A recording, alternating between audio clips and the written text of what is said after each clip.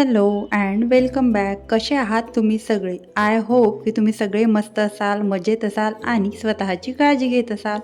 चला तर मग आजच्या एका नवीन कोऱ्या व्हिडिओ व्लॉगला सुरुवात करूया. त्याआधी जर तुम्ही माझ्या चॅनलवर नवीन असाल, माझे ब्लॉग पहिल्यांदा बघत असाल किंवा माझ्या चॅनलला अजूनपर्यंत सबस्क्राईब केलेलं नसेल तर चॅनलला नक्की सबस्क्राईब करा. तर आज मी करणार होती किचन क्लिनिंग. जे काही माझी वीकली क्लिनिंग असते किचनची, प्रत्येक वीकला मी ती करते. तर तेच मी आज तुमच्यासोबत या व्लॉगमध्ये पूर्ण शेअर करणार आहे. डिटेल किचन क्लिनिंगचा व्लॉग असणार आहे आणि त्यामध्ये मी थोड्या छोट्या तुम्हाला टिप्ससुद्धा देणार आहे. तर चला व्हिडिओ स्किप न करता कंटिन्यू करा. तर सर्वात आधी मी किचन टॉवेल जेवढे काही होते, जे काही मी किचनमध्ये वीकली तर नाही, रोजच्या रोज काही धुते आणि काही वीकली धुते, ते सगळे टॉवेल मी भिजत टाकले. भिजत टाकायसाठी पाणी गरम करायला ठेवलं आणि सगळे एका बकेटमध्ये ठेवले. इथे पाणी गरम होत होतं तोवर मी सगळे जे किचनवर ठेवलेलं सामान होतं ते सगळं खाली उतरून ठेवून दिलं. इथे माझं पाणी गरम झालेलं होतं तर त्यामध्ये सगळे टॉवेल भिजत टाकले. वीकमधून एकदा जरी आपण असं निरमा आणि गरम पाण्यामध्ये किचन टॉवेल भिजत टाकले आणि नंतर ते वॉश केले तर त्याच्यामधलं सगळं तेल, ऑइल जे त्यामध्ये असतं ते सगळं निघून जातात आणि आपले टॉवेलसुद्धा फ्रेश होतं. काही चिकटपणा त्यामध्ये राहत नाही. तर मी आताच किचन टॉवेल भिजत घालायसाठी पाणी गरम केलं आणि माझं लक्षसुद्धा नाही की जे स्टँड आहे शेगडीचे ते गरम असेल. बरं झालं, थोडक्यात वाचली, हात जास्त भाजले नाही.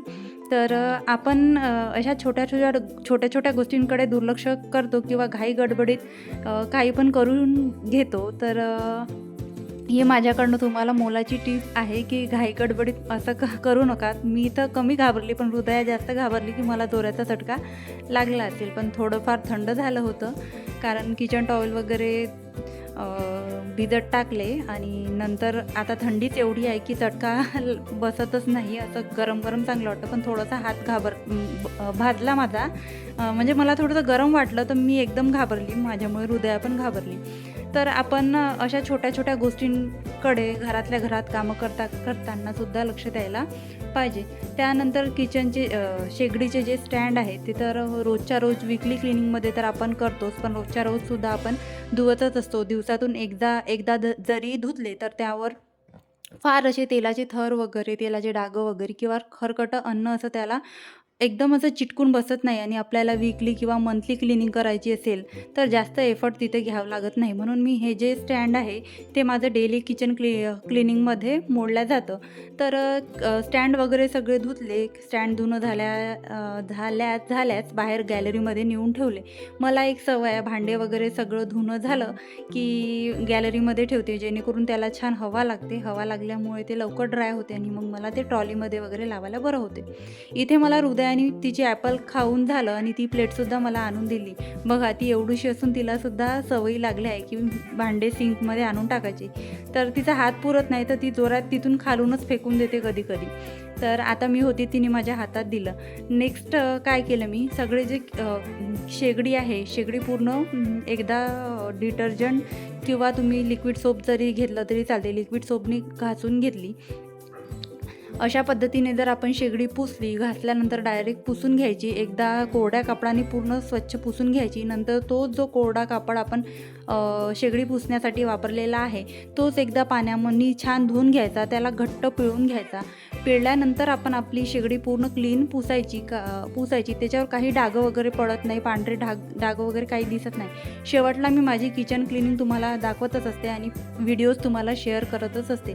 छान एकदम स्वच्छ होऊन जाते आणि असं सोप वगैरे, लिक्विड सोप त्याला चिपकून आहे असं काहीच होत नाही. तर नेहमी जर आपण शेगडीवर पाणी ओतत गेलो तर आपल्या शेगडीची लाईफ किती राहील मी सांगू शकत नाही. कारण त्यामध्ये जे बारीक पाईप असतात त्याला रस्ट किंवा गंध चढण्याची शक्यता भरपूर असते आणि आपण अशा रिस्क घ्यायलाच नको. तर आजूबाजूची जे काही एरिया आहे टाईल्स, ते सुद्धा एक घासणीमध्ये लिक्विड सोप घेऊन पूर्ण घासून घेतली. सॉफ्टच घासणीचा सगळीकडे मी उपयोग केलेला आहे. माझ्याकडे हार्ड घासणी कुठलीच नाही आहे. कारण हार्ड घासणीमुळे हात तर खराब होतातच, त्याचबरोबर आपल्या भांड्यांना किंवा आजूबाजूची टाईल्स वगैरे आहे याच्यावर क्रॅचेस पडल्या जाते. तर त्यामुळे माझ्या किचनमध्ये तरी हार्ड घासणी आहेच नाही आणि त्याचा उपयोग पण मला आजपर्यंत पडलेलाच नाही. त्याचबरोबर टाईल्स पूर्ण स्वच्छ केली, म्हणजे समोरची साईडची जिथे मी माझी रॅक ठेवते ती आणि सिंक जवळची, तिथं सिंक जवळचा एरिया जास्त चिकट झालेला मला जाणवला. त्यानंतर पूर्ण जो फ्लॅट एरिया आहे, म्हणजे जो काउंटर टॉप आहे, ते सगळा एकदा घासणीने घासून टाकला लिक्विड सोप घेऊन. त्यानंतर हे जे माझं इथे जो कडप्पा लागलेला आहे किचन काउंटर टॉपला, हा सर्वात जास्त घाणेरडा होतो, कारण तो आहे एवढा छान आरशासारखा दिसतो आणि हृदया त्यामध्ये एवढी खेळते त्या आरशाजवळ, तिचा सर्वात जास्त टाईम स्पेंड तिथेच होतं. मला भीतीसुद्धा वाटते की ते तिच्या अंगावर पडेल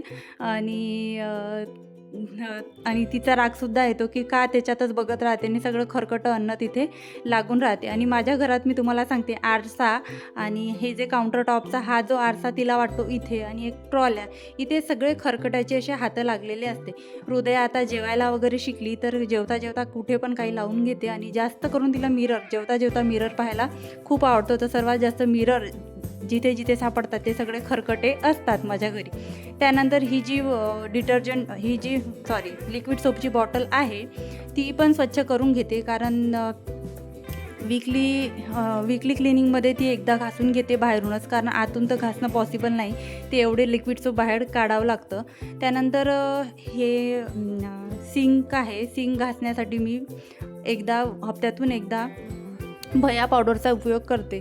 असं केल्याने काय होते, आपलं जे सिंक आहे एकदम चमकायला लागतं. नळं किंवा आपण सिंक वगैरे स्टीलचे जे काही भांडे आहेत, आपण भया पावडरने घासले तर छान चमकायला लागते. तर मला खूप आवडते, मी वीकमध्ये एकदा असं करत असते, कारण सिंक पण एकदम तेलकट चिकट झालेलं असते आणि त्याची शायनिंग पण डल झालेली असते. आपलं किचन आपल्याला फ्रेश दिसावं यासाठी आपण खूप सारे एफर्ट्स घेत असतो, पण छोट्या छोट्या गोष्टीतूनच आपलं किचन स्वच्छ होतं आणि घरात जे काही आपल्याला अवेलेबल आहे त्यांनीच आपलं किचन स्वच्छ होतं आणि छान नीटनेटकं दिसतं. त्याचबरोबर चिकटपणा, घाणेरडा वास आणि कॉक्रोच, मुंग्या किंवा इतर कुठलेही जंतू आपल्या किचनमध्ये किंवा आजूबाजूला पसरत नाही. त्याचबरोबर सिंक आणि नळ धुताना परत जो आहे काउंटर टॉपवर पाणी उडालं होतं, तर ते परत एकदा स्वच्छ करून घेतलं. काउंटर टॉप पूर्ण क्लीन झाल्याच्या नंतर आणि पूर्णपणे ड्राय झाल्याच्या नंतर मी माझी जी रॅक आहे तिथे ऑर्गनाईज करून ठेवलेली, आणि तिथे सगळे जे मला रोज डेलीला लागतात पटकन हाताशी असणारे तेलाचे, मिठाचे आणि लोणच्याचे डबे मी तिथे ठेवते. आणि तुम्ही बघू शकता याची अवस्था काय झालेली आहे.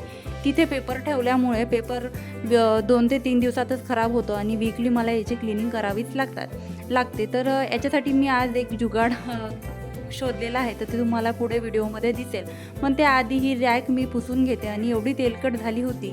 काउंटर टॉप फार छोटा आहे आणि काउंटर टॉपवर एवढीशीच जागा होती, तर तिथे मी माझी ही रॅक ऑर्गनाईज केली आहे, जेणेकरून माझं जे काही एक्स्ट्राचं सामान आहे तिथे त्यामध्ये बसलं पाहिजे.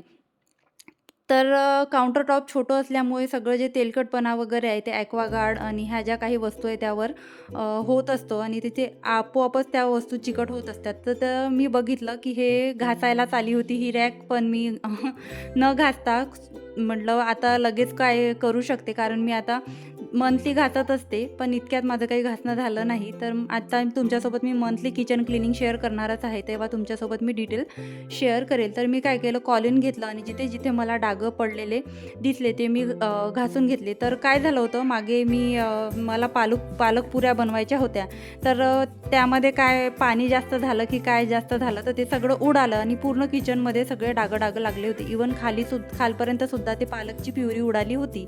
तर ते डागं मला आतासुद्धा दिसले आणि रॅकवर सुद्धा मागच्या साईडनी दिसले, आणि जेव्हा मी काउंटर टॉप क्लीन करत होती तेव्हा सुद्धा दिसले. मग माझ्या लक्षात आलं की ही जी डीप क्लिनिंग आपण काउंटर टॉपची वीकली करतो ते करणे किती गरजेचे आहे. तर काही भरण्यांवर वगैरे सुद्धा त्याचे पालकच्या प्युरीचे डागं होते. तेव्हा तर मी वरवर क्लीन केलं होतं, पण अशी डीप क्लिनिंग काही केली नव्हती. तेलाची कॅटल वगैरे मी आताच धुतली होती, पण एकदा जे छोट्या तेलाचं हे बाऊल आहे त्याच्यामध्ये मी तेल काढत असते, मला म्हणजे पोळ्यांना वगैरे लावायसाठी.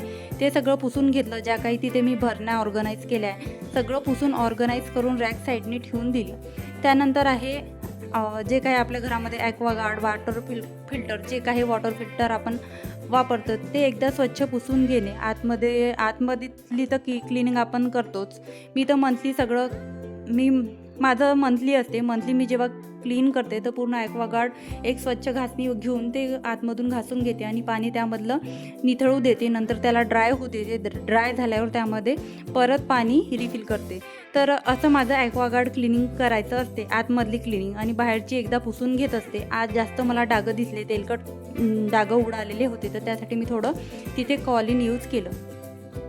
ते क्लीन झाल्यानंतर लगेच फ्रीज क्लीन करायला आलं. अशी आपण बॅक टू बॅक क्लिनिंग केली किंवा क्लिनिंग करायला घेतली तर आपल्याला एक झालं की दुसरी क्लिनिंग काय आहे ते सुद्धा समजते, आणि आपण काम काढलं तर आपल्याला दुसरं काम करायचा सुद्धा उत्साह येतो. जर आपण कामच हाताशी घेतलं नाही तर आपल्याला त्याचा बघूनच, एवढं सगळं काम बघूनच कंटाळा येतो. आणि हे सगळे जर कामं आपण पेंडिंग ठेवले, आज करू उद्या करू जर असं म्हटलं, तर त्याने काय होते, आपले कामं होतच नाही आणि ते सगळं पेंडिंग राहतं आणि एका दमाने सगळं आपल्यावर येतं. तर हे मी तर मग मी आता असं फॉलो करते की नाही, आता आपलं घरात हृदय जोपर्यंत मोठी होत नाही तोपर्यंत जे काही वरवर आपल्याकडून होतं ते आपण वरवर करायचं. एकदम डीप क्लिनिंग करू असा विचार करत बसलो आणि काहीच आपण केलं नाही तर आपलं घर घाणेरडंच राहील. त्यानंतर थोडंसं पाणी मी गरम पाण्यामध्ये घासण्या भिजत घातल्या होत्या. पूर्ण क्लिनिंग होतपर्यंत घासण्यांमधले जे काही किटाणू असतील ते सुद्धा पूर्ण साफ झाले असेल अशी मी अपेक्षा करते. आणि बाहेर ड्राय व्हायसाठी घासण्या सगळ्या ठेवून दिल्या. तशा माझ्या घासण्या किचनच्या बाहेरच असते. तर म्हटलं चला, आपण किचन टॉवेल भिजत घालायसाठी पाणी गरम केलं होतं, तर आता घासण्यांची सुद्धा डीप क्लिनिंग करून घेऊया. त्याचबरोबर हा जो एरिया आहे इथे सारखी बारीक बारीक अशी धूळ येते आणि हे पायपांवर सगळी धूळ दिसून येते. म्हणजे रोज जरी आपण क्लिनिंग केली किचनची तर कमीच आहे, आणि ह्या ज्या बारीक बारीक वस्तू यांची रोज जरी क्लिनिंग केली तर कमीच आहे. सगळे जे पाईप आहे ते सुद्धा पुसले, आणि जिथे मी मनी प्लांट ठेवते तो एरियासुद्धा पुसून घेतला. त्यानंतर वीकली क्लिनिंगमध्ये येतो तो म्हणजे माझा फ्रीज क्लीन करणं. जे काही भाजीचे, ताकाचे आणि दुधाचे डागं पडलेले असतात ते एकदा अशा पद्धतीने स्वच्छ कापड घेऊन पुसून घेते. कापड सॉफ्ट असावा. आपण सॉफ्ट कापडाने जर जेव्हा क्लिनिंग करतो तर क्लिनिंग पण छान होते, आणि आपल्या ज्या ह्या महागड्या वस्तू असते घरामध्ये त्यांनासुद्धा क्रॅचेस पडत नाही आणि आपलंसुद्धा मन दुखत नाही. तर अशा पद्धतीने आपण जर वीकली क्लिनिंग केली तर आपल्या घरात जे काही वेस्टेज आहे, जे काही फेकायचं आहे, उगीच फ्रीजमध्ये ते सडत होतं, ते म्हणजे त्याला डस्टबिन दाखवायची होती त्या वस्तूंना, पण आपण डस्टबिनपर्यंत गेलोच नाही. आणि फ्रीजची डीप क्लिनिंग झाल्या नसल्यामुळे ते कुठेतरी एका कोपऱ्यालाच अटकून पडलेलं होतं. ते सगळं मी क्लीन केलं. हवं असल्यास तुम्ही फ्रीजमध्ये जर भाज्या वगैरे, लसूण वगैरे ठेवत असेल आणि त्याचा जर वास आपल्या फ्रीजमध्ये येत असेल तर त्यासाठी तुम्ही थोडंसं व्हिनेगरसुद्धा यूज करू शकता. मी जर फ्रीजमध्ये काही ठेवायचं असेल, दूध वगैरे, ते पॅक ठेवते जेणेकरून त्याचा वास फ्रीजमध्ये येणार नाही. डोअरसुद्धा ऑर्गनाईज केलं, पुसून घेतलं, पण कॅमेऱ्याचा अँगल सेट करायला विसरली, त्यामुळे ते शूटच झालेलं नाही. तर हे सगळं जे वेस्टेज होतं उगीच फ्रीजमध्ये साचलेलं होतं. तुम्ही हा टोमॅटो बघू शकता किती खराब झाला आहे, आणि हे दाणे हे एखाद्या कोपऱ्याला असंच पडलेलं राहतं आणि त्याच्याकडे लक्षसुद्धा राहत नाही. तर आपण जर वीकली किंवा काही रोज डेली क्लिनिंगमध्ये ह्या ज्या गोष्टी बघितल्या आणि थोडी थोडी क्लिनिंग करत गेलं तर आपल्या घरामध्ये अशा वस्तू सडत किंवा कुजत राहत नाही, आणि आपलं घरसुद्धा डीप क्लिनिंगवर येत नाही. थोडी जरी क्लिनिंग केली तर घर स्वच्छ दिसतं. त्यानंतर येतो जो माझा रॅकच्या वरचा एरिया आहे, म्हणजे काउंटर टॉपचा एरिया. तर काउंटर टॉपवर मी ही छोटी रॅक ठेवली आहे. तिथे काही बरण्या वगैरे ऑर्गनाईज केलेल्या आहे. तर इथल्या बरण्यासुद्धा इथे धूळ बसते आणि ते सुद्धा तेलकट चिकट होते, कारण काउंटर टॉपच्या एकदम जवळ असल्यामुळे. आणि इथेच मी कप ठेवते. कप रोज वॉश होत असल्यामुळे कपवर एवढी धूळ वगैरे काही बसत नाही. आताच वॉश करून झालेले होते जेव्हा मी सकाळी भांडे घासले. तर किचनची पूर्ण क्लिनिंग झाल्यावर माझं किचन काहीसं असं दिसतं. तर शेवटपर्यंत व्हिडिओ बघितल्याबद्दल तुमचे खूप खूप आभार. आणि इथपर्यंत व्हिडिओ बघितल्यावर तुम्हाला जर माझा व्हिडिओ आवडला असेल किंवा तुम्हाला माझे व्हिडिओ आवडत असेल तर माझ्या व्हिडिओला एक लाईक जरूर करा. आणि हो, चॅनलवर नवीन असाल तर चॅनललासुद्धा सबस्क्राईब करा. तुमच्यासाठी मी अशाच पद्धतीने नवनवीन प्रकारचे व्हिडिओ घेऊन येईन, आणि तुमच्या एका लाईक आणि कमेंटमुळे मला खूप प्रोत्साहन मिळते. भेटूया नेक्स्ट व्हिडिओमध्ये. तोपर्यंत स्वतःची काळजी घ्या. बाय.